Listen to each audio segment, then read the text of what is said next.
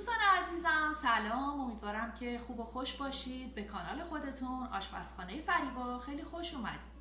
امروز با آموزش مرغ بریون در خدمتتون هستم. امیدوارم که مورد پسندتون واقع بشه. موادی که نیاز داریم عبارتند از 1/3 پیمانه روغن مایع یا روغن زیتون، 1 عدد مرغ کامل و سبزیجاتمون شامل فلفل دلمه‌ای قرمز، فلفل دلمه‌ای سبز، 1/3 پیمانه نخود فرنگی، 1 شاخه کرفس، 2 عدد هویج متوسط، 1 عدد پیاز متوسط، 3 عدد سیب زمینی متوسط، 5-6 حب سیر و 1 عدد فلفل سبز تند و ادویه هامون شامل 1 قاشق چایخوری زردچوبه، نصف قاشق چایخوری فلفل سیاه، 1/3 قاشق چایخوری فلفل قرمز، نصف قاشق چایخوری پودر کاری، نصف قاشق چایخوری زیره، 2 قاشق چایخوری پودر پاپریکا، به میزان لازم نمک و مقداری زعفرون دم کشیده غلیظ. دوستان عزیز، در ابتدای کار 1/3 پیمونه روغن مایع داشتیم، اون رو داخل یک کاسه میریزیم و زردچوبه، فلفل قرمز و نصفی از پودر پاپریکایی رو که داریم داخلش اضافه میکنیم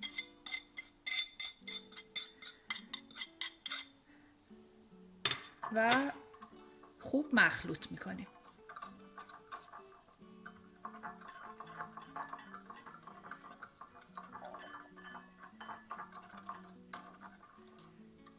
خب حالا یه مقدار از زعفرون دم کشیده غلیظی رو که داریم بهش اضافه میکنیم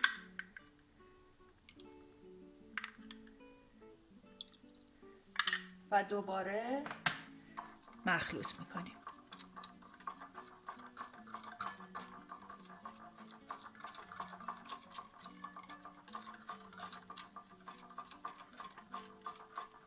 بعد از اینکه مخلوط شد اون رو کنار میگذاریم. بعد از اینکه مرغ رو تمیز کردیم و خیلی خوب شستیم، نوبت برش زدن اون میرسه. از قسمت پشت مرغ و مهره های پشت اون رو نصف میکنیم. میخوایم که مرغ رو 2 قسمت کنیم.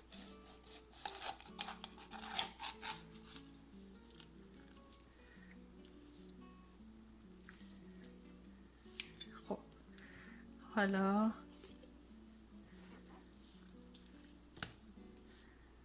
قسمت سینه اون رو نصف میکنیم.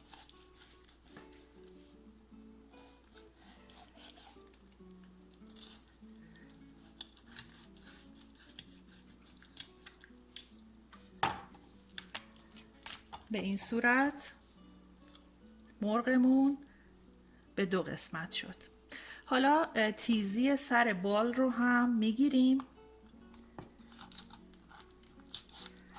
به این شکل، اون رو کنار میگذاریم. این طرف رو هم به همون صورت.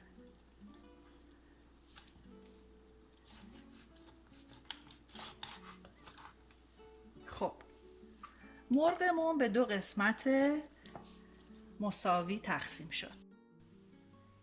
بعد از برش زدن مرغ هامون نوبت مزه‌دار کردن اونها میرسه. خب ابتدا یه مقدار نمک رو روی اون میپاشیم.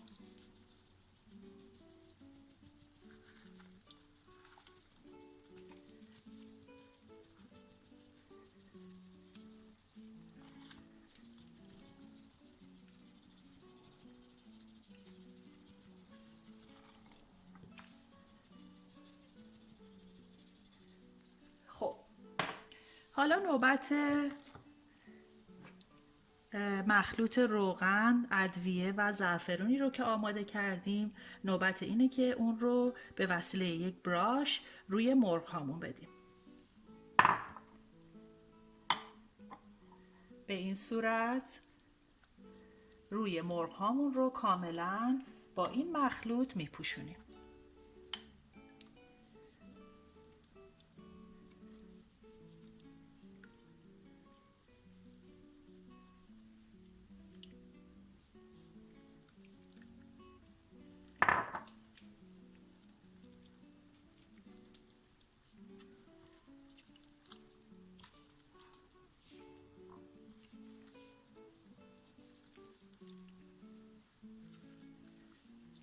تمام قسمت‌های مرغ باید مزه‌دار بشه.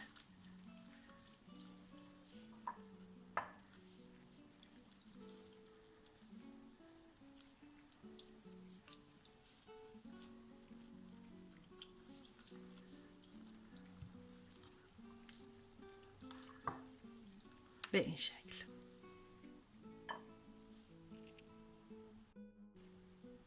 خب دوستان، بعد از اینکه مرغ‌هامون رو با مایه‌ای که آماده کرده بودیم کاملا مزه‌دار کردیم، روی اون رو میبندیم و اون رو داخل یخچال قرار میدیم برای حداقل 2 ساعت، ولی هر چقدر بیشتر بمونه خیلی بهتر هستش تا مزه‌دار بشه کاملا. بعد از اون برمیگردم و در خدمتتون هستم.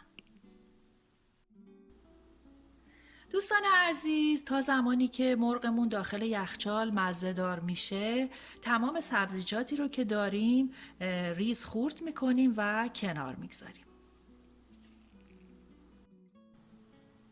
خب دوستان عزیزم، من تمام سبزیجات رو به این صورت خورد کردم، برش زدم. یه نکته ای رو که باید خدمتتون بگم اینه که من از یه دونه فلفل تند استفاده میکنم. شما اگر که دوست ندارید میتونید اون رو کاملا حذف کنید. خب سبزیجاتمون رو که به این صورت خورد کردیم رو داخل ظرفی که میخوایم داخل فر بگذاریم میریزیم.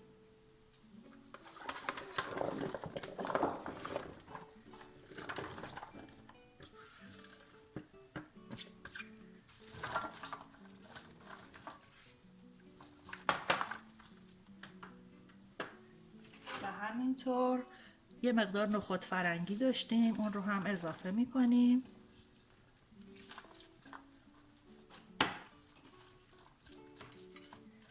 خب حالا کمی روغن زیتون روی اون میپاشیم.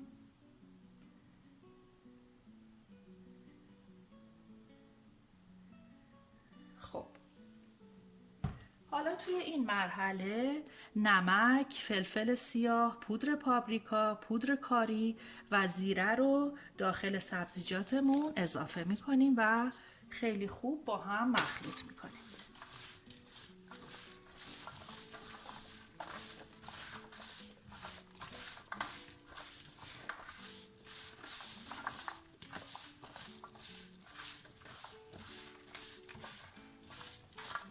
تمام سبزیجات آغشته میشه به روغن زیتون و ادویه ها و نمک. خب سبزیجاتمون هم آماده شد، اون رو کنار میگذاریم تا زمانی که مرغمون رو برای آماده کردن داخل فر از یخچال بیرون بیاریم. خب دوستان عزیزم، من مرغ‌ها رو از داخل یخچال بیرون آوردم. حدود 4 ساعت داخل یخچال بودن و حسابی مزه‌دار شدن. خب حالا داخل ظرف فرمون که سبزیجاتمون رو آماده کرده بودیم، سبزیجاتمون هم الان کاملا مزه‌دار شده. حدود 1.5 لیوان تا 2 لیوان آب رو داخل ظرف سبزیجات میریزیم. حالا وایر رک رو روی ظرفمون قرار میدیم به این صورت و مرغ هامون رو روی وایر رک میذاریم به این صورت.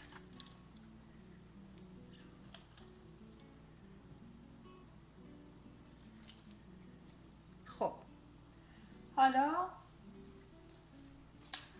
من دستکشامو درارم با اجازهتون. خب بعد از اینکه مرغ‌ها رو به این صورت روی وایر رک قرار دادیم، یک کاغذ روغنی رو روی مرغ‌ها میکشیم و روی کاغذ روغنیمون رو فویل میکشیم.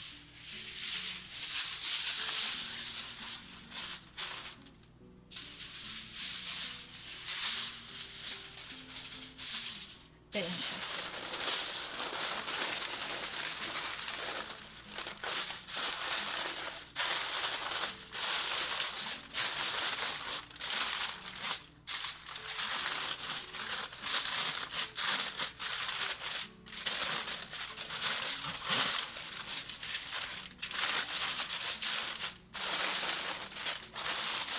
خب حالا ظرفمون رو داخل فر که از قبل حدود 20 دقیقه قبل اون رو روی درجه حرارت 350 درجه فارنهایت یا 180 درجه سانتیگراد اون رو گرم کردیم.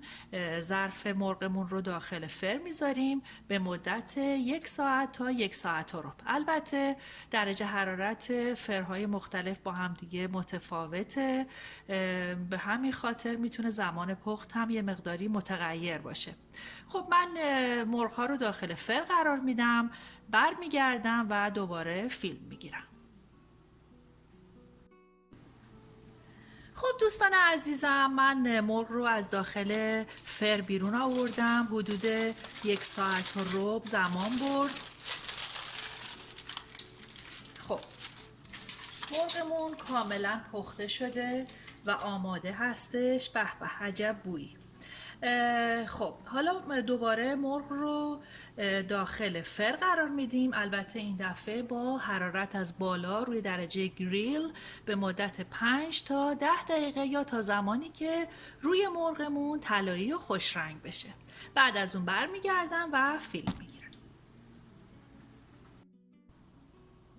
خب عزیزان، من مرغ‌ها رو حدود 5 دقیقه دیگه داخل فر قرار دادم روی درجه گریل و روی اون کاملا طلایی و زیبا شد. فوق‌العاده خوش عطر و خوشبو هستش. امیدوارم که این مرغ خوشمزه رو آماده کنید. مطمئنم که خیلی دوست دارید. خب من این مرغ‌ها رو داخل یک ظرف به همراه سبزیجات اون سرو میکنم و خدمتتون نشون میدم.